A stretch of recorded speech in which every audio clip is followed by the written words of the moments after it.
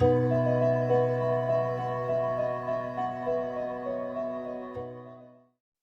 am excited to bring you a new 7-part series, The 7 Habits of Highly Narcissistic People. I'm Dr. David Hawkins, Director of the Marriage Recovery Center and the Emotional Abuse Institute, where we specialize in all things pertaining to narcissism and emotional abuse. This 7-part series. Now, I was thinking about what are the traits of narcissistic people? What are the habits of narcissistic people? And I came up with 7. There's probably far more than that, but I think many of them can be clumped into these 7 habits of highly narcissistic people. They are this. Habit number 1, they act as if they are always right. Habit number 2, they have an attitude of superiority. Attitude number 3, they act as if they shouldn't be challenged. Never challenge them, never threaten them in any way, shape, or form. Habit number 4, they act as if they have a right to be hurtful. They get to power over, they get to dominate. I'll be talking more about that. Habit number 5, they act dismissive. Yeah, dismissive. Habit number 6, they act like they don't need to hear what they don't want to hear. They don't have to hear and they don't need to hear what they don't want to hear. And the last habit, they act like they are incredibly unique. All right, so you're going to want to stay tuned to all 7 parts in this series. So let's get on with it. Let's get on with the first one. Narcissistic people act as if they are always right. And by the way, right sounds a little bit like righteous, doesn't it? It sure does. It sure does. Someone who thinks they are always right, acts like they are always right, has an attitude of self-righteousness as well. There's only one way to think about things, their way. There's only one way to do things, the way they do them.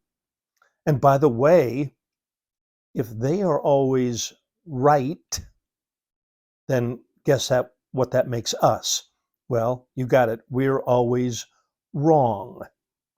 So they have this black and white world, this attitude of self-righteousness. They are not able to effectively hold differing points of view. And so what do you find? What do I find in my clinical practice? I find him or her, depending on who it is that is narcissistic, I find that person to be argumentative. It wasn't a Tuesday, it was a Thursday. It wasn't $19.95, it was $29.95. It wasn't in the living room, it was in the dining room. Missing the entire theme of what the other person is trying to convey. But, oh no, they have a need to always be right. Now, notice as well that they don't say to you, oh, I understand your point of view. I can see why you think that way. That has validity. That makes sense. I understand why you would do that. No, they're not going to validate your point of view because, again, remember, they must always be right. So phenomenally insecure. Like, what is really so hard about acknowledging another person's point of view, having empathy for their perspective, creating a larger lane so that we can all navigate down this road? Not such a narrow lane.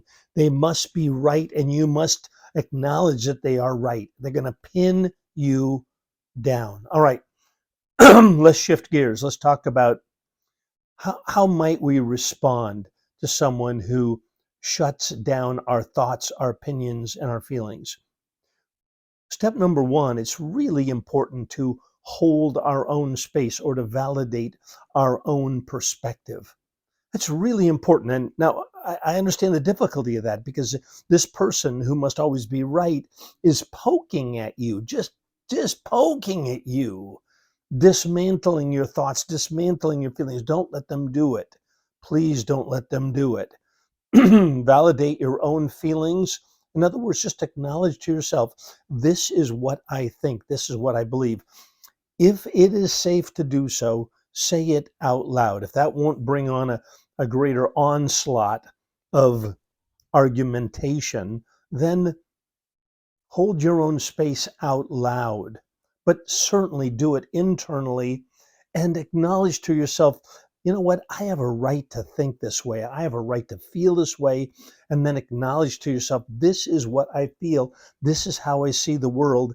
And affirm it within yourself. Make it large and big inside of you. I think this way. I feel this way. This is who I am, and it is beautiful. To whatever extent you can, also say it out loud. Say it to others. Say it to your friends. What do you think? What are your opinions? What are your feelings? Say it all over. Journal. Write out what you think and feel and want. I think journaling is a wonderful way of doing self-therapy. This is what I think. This is what I feel. This is what I want. Every day, write it out. So self-validation, writing it out, affirming yourself to your friends, living large into the world. Don't become smaller and smaller as it is so tempting to do. Live your life out loud and live it strong in at least some areas of your life. All right. I hope this has been helpful. We've got 6 additional habits to talk about, so you're not going to want to miss those. And as always, if we can be helpful to you, please reach out to our client care team who are ready to help you develop a clear path forward. All right. As always, take care and God bless.